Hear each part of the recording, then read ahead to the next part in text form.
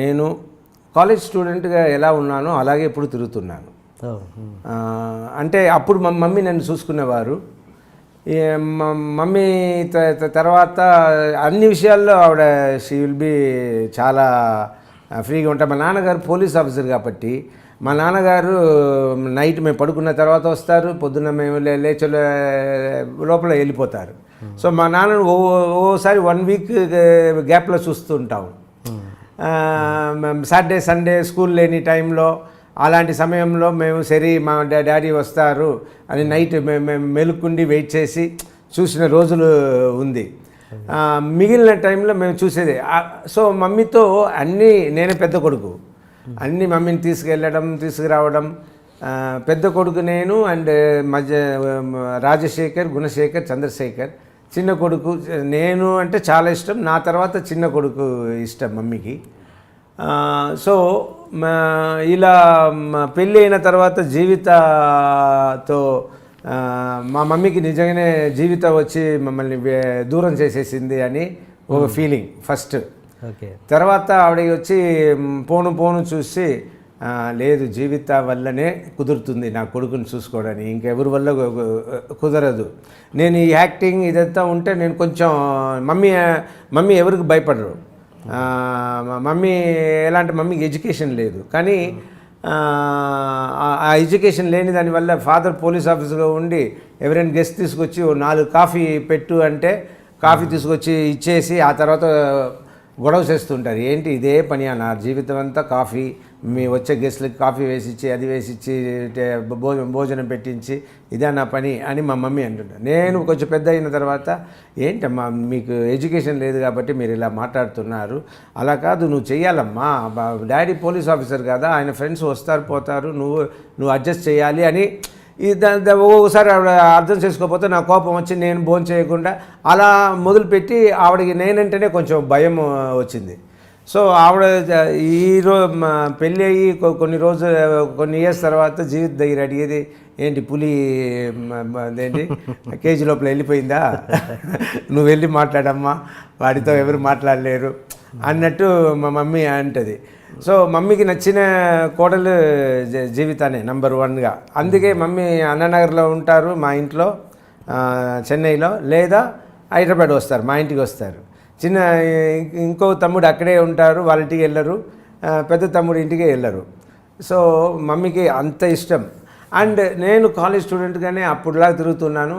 First మా mummy దగ్గర అయినా డబ్బు కావాలంటే అడుగుతాను, తర్వాత నా తమ్ముడు వచ్చి సినిమా ఫీల్డ్లో వచ్చిన తర్వాత నా తమ్ముడు చూసుకున్నాడు, వాడి దగ్గర ఏదైనా ఖర్చుకి డబ్బు కావాలంటే అడుగుతాను. తర్వాత ఇప్పుడు జీవిత చూసుకుంటుంది కాబట్టి ఇప్పుడు జీవిత దగ్గర కూడా ఏదైనా ఏది బయటికి వెళ్తున్నా ఒక 5,000 రూపీస్ ఇవ్వు పాకెట్లో ఉండడానికి, పెట్రోల్ అంటే డీజిల్ అంటే కారు అన్ని కార్డ్స్ ఉంది కాబట్టి. సో అండ్ నేను ఎప్పుడు అకౌంట్ చూడను, నాకు ఇన్కమ్ ట్యాక్స్ అంటే తెలియదు, అదేం పట్టించుకోండి. 2 పనులు చేస్తా. ఒకటి యాక్టింగ్ కోసం కరెక్ట్గా నిద్రపోతాను, కరెక్ట్గా ఎక్సర్సైజ్ చేస్తాను, ఓవర్గా తినను యాక్టింగ్ కోసం. అండ్ ఇంకోటి నచ్చింది ఏంటి మెడిసిన్ వచ్చి హెల్త్ కోసం, నా హెల్త్ కోసం, నా ఫ్యామిలీ హెల్త్ కోసం మెయిన్గా, తర్వాత దానిపైగా ఉన్న మోజు, ఇది 2 పని చేస్తుంటా.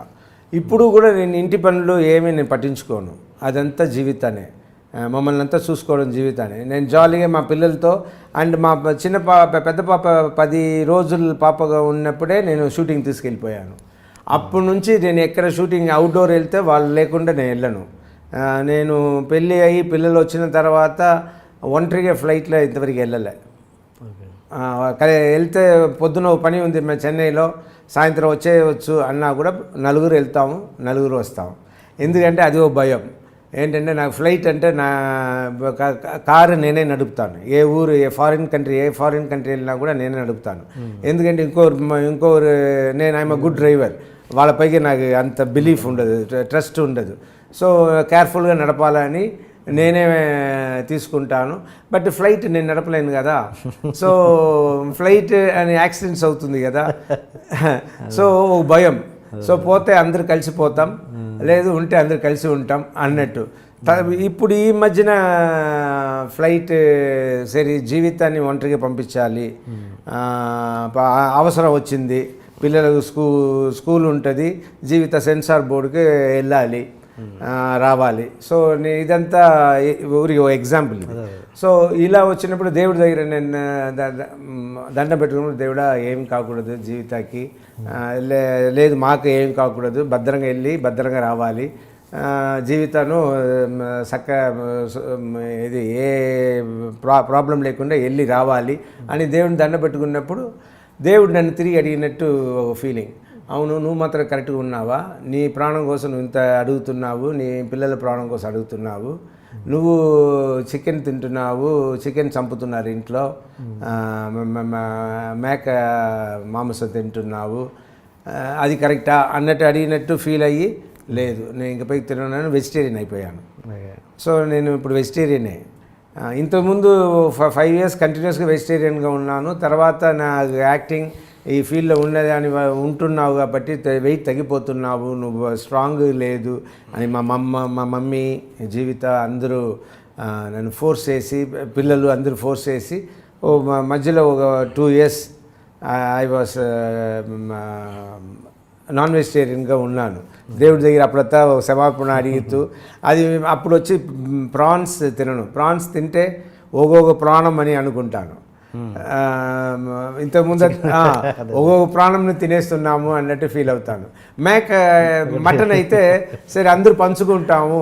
తమిళ్లో ఒక సేయింగ్ ఉంది, కొండ్రాల్ పాపం తిన్రాల్ తీరం, అంటే చంపితే పాపం కానీ తినేస్తే పోతుంది అన్నట్టు. దీన్ని చెప్పి మా మమ్మీ నన్ను తినమంటూ ఉంటారు. సో మమ్మీ కోసం మళ్ళీ నాన్ వెజిటేరియన్ స్టార్ట్ చేసి, ఇప్పుడు మా టోటల్గా మమ్మీ చనిపోవడానికి ముందే ఓ 6 monthsగా నేను తినట్లేదు నాన్ వెజ్, మళ్ళీ మానేసా. ఇంకా ఎప్పుడు తినను, because I don't want to, ఇది ఇలాగా. సో నా responsibilities only 2 responsibilities I take. One is acting, second thing is medicine. ఈ యాక్టింగ్ రెస్పాన్సిబిలిటీ నేను యాక్ట్ చేసి తప్ప మిగిలిన నా డేట్స్ చూడడం, నాకు రెమ్యునరేషన్ మాట్లాడడం, వేరే ఏదైనా ఉంటే మధ్యలో జీవిత దగ్గర చెప్తాను. జీవిత డైరెక్టర్ గారికి చెప్పేయి ఇలా అని, లేదా ఆయనకి చెప్పే ప్రొడ్యూసర్ గారికి చెప్పేయి ఇలా అని జీవితాన్ని మధ్యలో ఎక్కువ పెట్టుకుంటాను. ఇంకోటి వచ్చి నాకు చిన్నప్పటి నుంచి నత్తి, అందువల్ల ఫోన్లో మాట్లాడితే నత్తి ఎక్కువ వస్తుంది నేరుగా మాట్లాడేటప్పుడు. అందుకే కొన్నిసారి తడపడుతూ వర్డ్స్ కోసం వెతుకుతూ వేరే లాగుతూ ఉంటాను. అదే కొంతమంది అడుగుతారు, మేము తెలుగు రాదా అని. తెలుగు కాదు, తమిళ్ మాట్లాడినా అలాగే ఉంటుంది, ఇంగ్లీష్ మాట్లాడినా అలాగే ఉంటుంది. బికాస్ నత్తి వల్ల, నత్తి వరదరాజన్ మా నాన్నగారి పేరు, మా నాన్నగారి పేరు వరదరాజన్. వా అనేదే నాకు కష్టం, అది ఒక్కొక్కసారి రానప్పుడు అంటాను. సో అది అసహ్యంగా ఉంటుంది అని మిస్టర్ వరదరాజన్ అంటాను. నేను దిగాల్సిన బస్ స్టాండ్ ఒకప్పుడు ఏమైంది, మా ఇల్లు మారేప్పుడు వైష్ణవ్ కాలేజ్, అది వచ్చి ఎస్పెషల్లీ అందరి ముందు బస్ కండక్టర్ వచ్చి టికెట్ అడిగినప్పుడు ఒకసారైనా వైష్ణవ్ కాలేజ్ అని చెప్పి టికెట్ తీద్దామని అనుకున్నాను. నాకు అవ్వకుండానే పోయింది. నాకు సరే వాడు టికెట్ అని సొల్లే టికెట్ అని మేము ఏంటి టెర్మినస్ అనేస్తా. ఓ 20 పైసా 30 పైసలు ఎక్కువ పెట్టి టెర్మినస్ టికెట్ కొంటానే కానీ వైష్ణవ్ కాలేజ్ నేను ఇంతవరకు చెప్పింది లేదు. సో దానివల్ల కూడా కలిపి జీవితాన్ని ఎక్కువ మాట్లాడిస్తాను ఫోన్లో, దాంట్లో. సో నేను ఈ వయసులో మీరు ఏడుస్తారా అన్నదానికి ఈ ఆన్సర్, ఇంత పెద్ద ఆన్సర్ వచ్చింది. అంటే నేను ఏడవపోయిండొచ్చు, ఇంత ఇది పోయిండొచ్చు, కానీ ఇక్కడ జరిగింది ఏంటంటే నేను కాపాడేసి ఉండొచ్చు. కానీ అక్కడ ఒక 5 minutes ఆ డిలేని చూసి ఐఎమ్ ఫీలింగ్ గిల్టీ. మొన్న ఈ లాస్ట్ సరే ఇక్కడ వెళ్ళినప్పుడు ఏడవకూడదు, ఈ లాస్ట్ సక్సెస్ మీట్లో అని పోతే అక్కడ పెద్ద ఫోటో, మా మమ్మీ ఫోటో. ఆ లుక్ ఏంటంటే నాకేమనిపిస్తుంది, ఏంట్రా నన్ను వదిలేసేవారు కదరా, నన్ను కాపాడి ఉండొచ్చు కదా అన్నట్టు అడిగినట్టు ఒక ఫీలింగ్.